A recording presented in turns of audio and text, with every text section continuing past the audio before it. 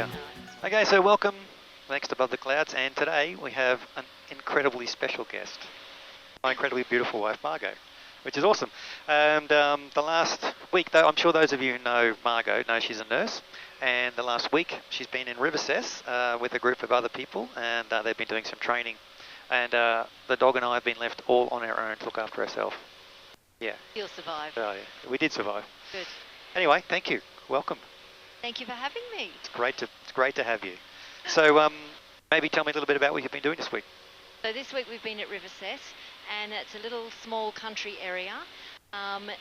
We've been teaching a course there to the local health workers. It's called ETAT, which stands for Emergency Triage Assessment and Training.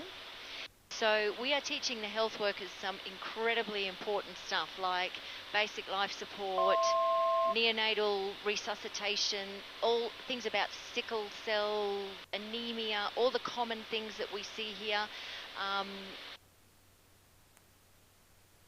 All sorts of crisis management type things. And this is information that they don't already have, obviously? They would know some of it, but we do a pre-test and a post-test, and the difference between the two is phenomenal. So it's actually quite rewarding to see the difference in their knowledge by the time we finish the course. Okay. And you've had a couple of people go down with you? Yes, I went with two other expats, Dr. Mikey and Sister Grace, and two Liberians, the Associate Director of Nursing at the hospital, Martha Lynn Freeman, and Physician's Assistant Thomas Darn. Oh. And so you were doing some teaching, or what were you involved in? Yes, so it's a 3-day course, and then on the 4th day we do an exam. So we took turns presenting different topics. My topics were basic life support, and I also did a session on coma and convulsions. So how to diagnose and assess a coma, and then what to do, and the same with a convulsion. What should you do? We did practical demonstrations, and we took down mannequins and resus dummies with us so they could practice doing their CPR and all sorts of stuff. Okay. And you drove down? We did drive down. So it's not quite, it's just like going up the road from Brisbane to the sunny coast or something? No. Right. So it's about 200 kilometres from here to Monrovia, where we drove from. It took us 6 hours. The roads are like nothing I have ever seen. I have not seen roads like that.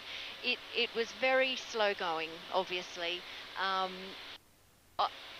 this time of year, most four-wheel drives can get through, but we did pass a number of vehicles that were just stuck, left there and abandoned. In the wet season, you might get through, you might not.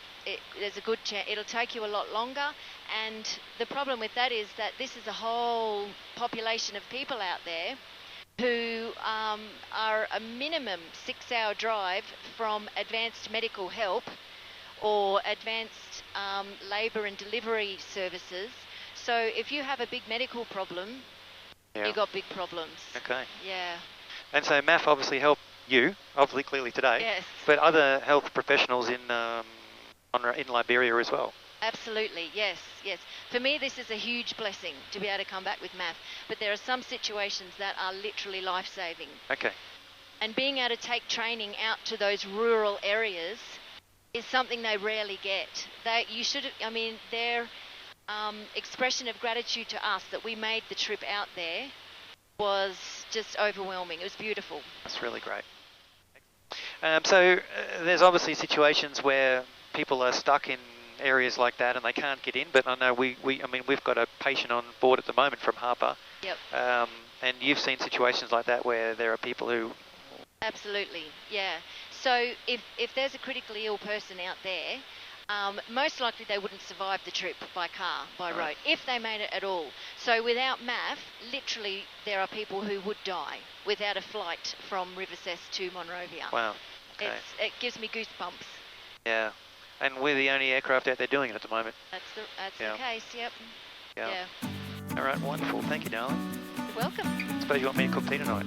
I'd love that. Okay. That's good. Sounds good.